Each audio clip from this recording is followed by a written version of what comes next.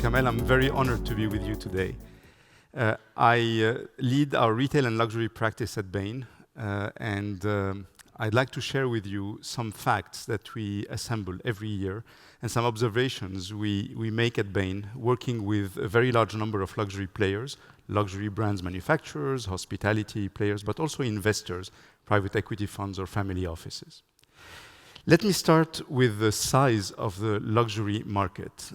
The way we look at it, the global luxury market, combining both goods and services, will reach 1.2 trillion euros in 2017, 1,200 billion euros. Now, three categories together represent more than 80% of this total. Personal luxury goods, which are the combination of apparel, accessories, jewelry, beauty and cosmetics, will reach a record high of 262 billion in 2017, with the return of the Chinese consumers, both at home and abroad, and the return of growth in many regions of the world. Luxury cars is almost €500 billion, and luxury cars is growing at 6% this year with the help of Asia, a nascent online channel, and also a few entry price models that the luxury manufacturers have released a couple of years ago. And then luxury hospitality, which grew at 4% this year and will be just south of 200 billion euros. It's not one homogeneous block. We recognize three tiers: accessible luxury, aspirational, and absolute luxury. But together, this sector has grown and has shown an improvement in its performance, much better than in the past 2 years. Now, the champion of growth is luxury cruises, with 14% growth this year, fueled by baby boomers, by millennials, and by some sub-segments growing faster than the others, in particular expedition. But beyond the numbers, what we have to recognize is that there are a couple of transformations at play here in the market. One transformation is about the nature of competition and the intensity of this competition, with new players emerging and shifting profit pools away from the traditional players. I won't dive into this. This could take us the entire evening. The other transformation that is at play is the change in the luxury consumer behavior. And I'd like to talk about this for a moment. Consumer profiles are evolving in luxury, and luxury travelers are not immune to that. There are four key changes that I'd like to talk about. The first one is about demographics. With the rise of millennials in an aging, very urban and ethnically diverse population, there's also the increase of the Chinese consumers in the total market. The second change is about experiences. What we're seeing is a massive shift in discretionary spending away from buying things, buying stuff, and towards paying for experiences. We'll come back to that. The third change is around digital, with the emergence of a virtual community of in-the-know consumers and influencers who are having high expectations of the luxury brands. They expect these brands to adopt their values and adapt to their digital lifestyles. And the fourth change is about purposeful consumption. It's the quest for well-being, for convenience, for meaning in everything people do when they consume. Let's explore, if you will, these four changes, and I'll start with the demographics. Everybody in this room has heard about the millennials. Everybody is hearing this. I mean, there's an obsessive talk about millennials in articles, in meetings like this, in studies. But what does the data tell us? If you look at the graph, you will see that Generation Y, which is the first millennial group, should reach, in 2020, 30% of the total market. Generation Z, which is coming after, is still small and will just be approaching the market. So in terms of numbers, the millennials are not, and by far, the majority of the market. But it's not about the demographics. It's really about the millennial state of mind. Because with the pervasiveness of technology, all generations are actually adopting, little by little, the behaviors and the aspirations of the millennials. And I summarize these aspirations with the three U's. It's the U of urgency. I want it now. I want it fast. It's the U of uniqueness. I want it adapted to myself. And it's the U of uneasiness. People are uncomfortable, they seek reassurance, they seek referrals, and they go to their social media, to their friends to get advice. Now, beyond the millennials, the other demographic shift is the rise of the Chinese consumers. What is really interesting is to see that while the share of spending by Chinese consumers varies from category to category, on average, we're seeing a very important increase. And this is something that is absolutely critical to the future of luxury. In 2013, there were 48 million Chinese consumers in luxury. They represented 14% of the market, and they were way outranked by the Americans, 33%, and the Europeans, 30%. In 2020, Bain's estimates are that the Chinese consumers will be 105 million, and they will represent 26% of the market, at par with the Europeans, and just short of the Americans at 28%. So a very, very important factor that luxury brands need to adapt to. Second change was the acceleration of experiences and the shift away from buying stuff and paying for experiences. And in fact, on the top line of this graph, what you see is that between 2010 and 2016, experiences, and by that I mean hotels, cruises, restaurants, have grown in the luxury market at a rate of 11% per annum.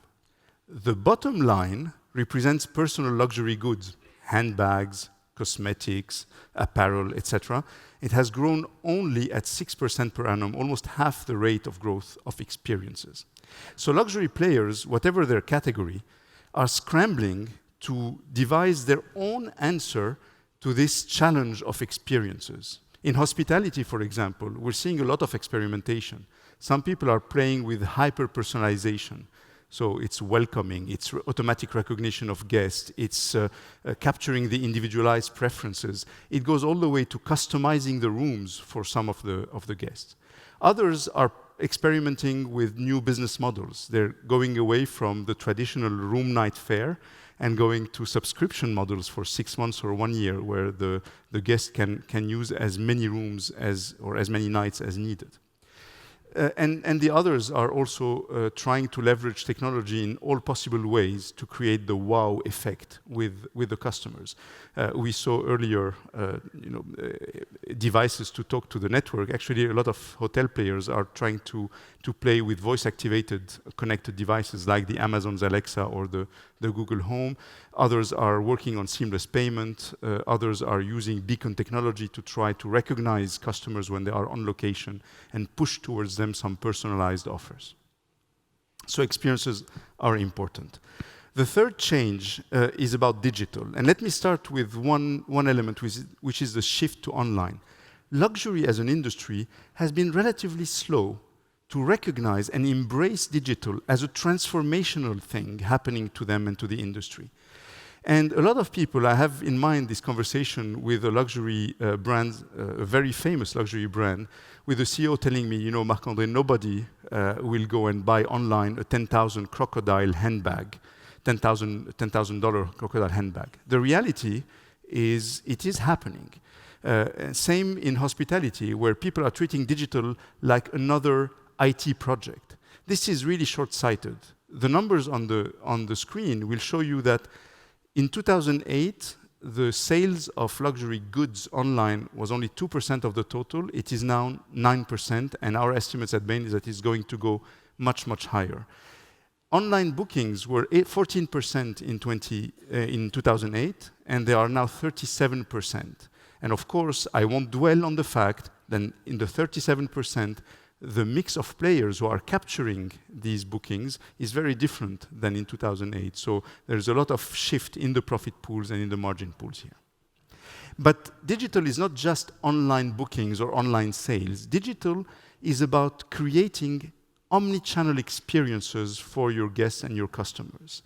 In fact, the traditional view of business was that if you wanted to generate revenues, you had to, first of all, create awareness, then you had to fight for consideration, then you had to win conversion, you had to deliver the experience, and at the end you could enjoy the advocacy. This is no longer enough. It's still true in theory, but it's not enough. Why? Because if you think about the travel customer journey, it looks more like a bowl of spaghetti, with the emergence of a large number of new touch points that didn't exist a while ago. So luxury brands today, if they want to satisfy their customers in this omni-channel journey, they have to deal with social media, where people go to find inspiration.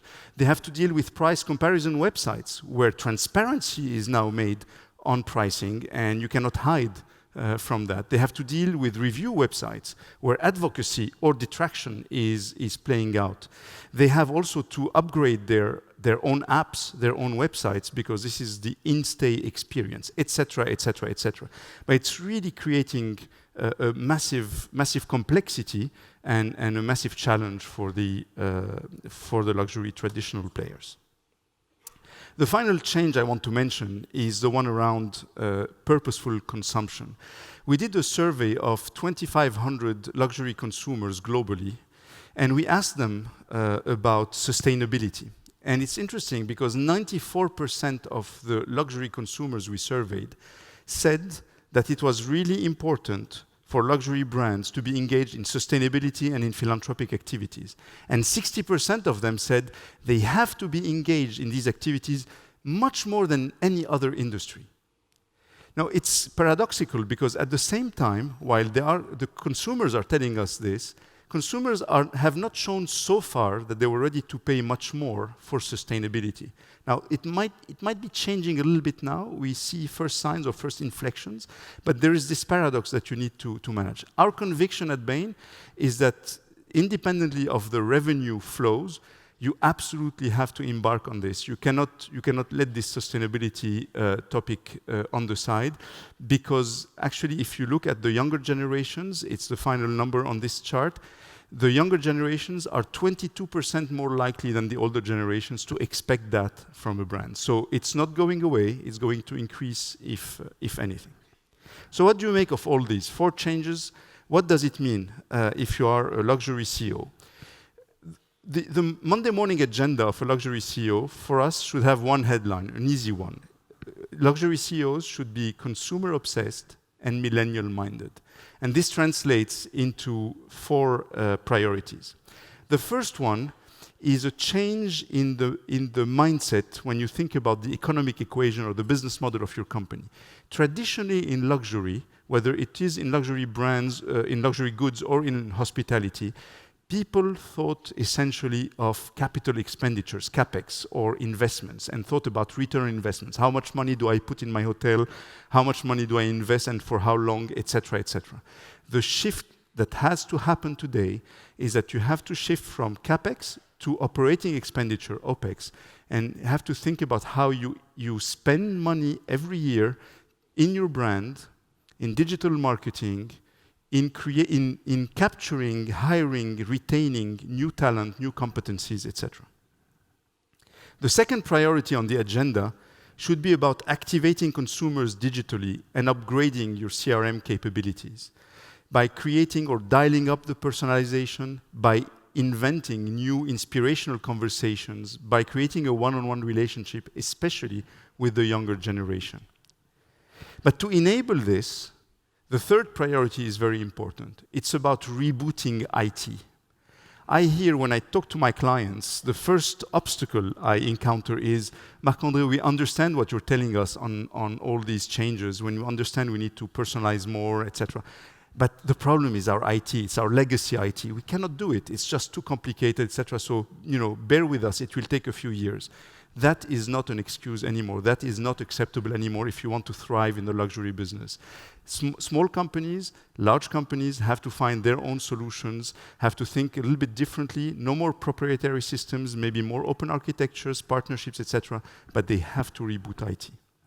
And finally, and I left it for the end because for me it is the hardest thing to achieve, is actually rethinking talent and investing in talent. You can buy IT.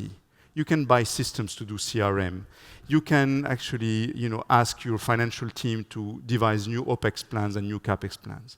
The hardest thing to do, if you are a luxury CEO, is to mobilize your teams, to think about upgrading your competencies, to attract some of these new talents, these new companies that are not traditionally present in the luxury business, retaining them and creating an environment where they can thrive and change your model. So it's a very ambitious agenda and one that is not very comfortable to go through. But if you really are convinced, like me, that there is an increased need for speed and an increased competitive intensity, then there is no choice. That's the agenda. Thank you very much.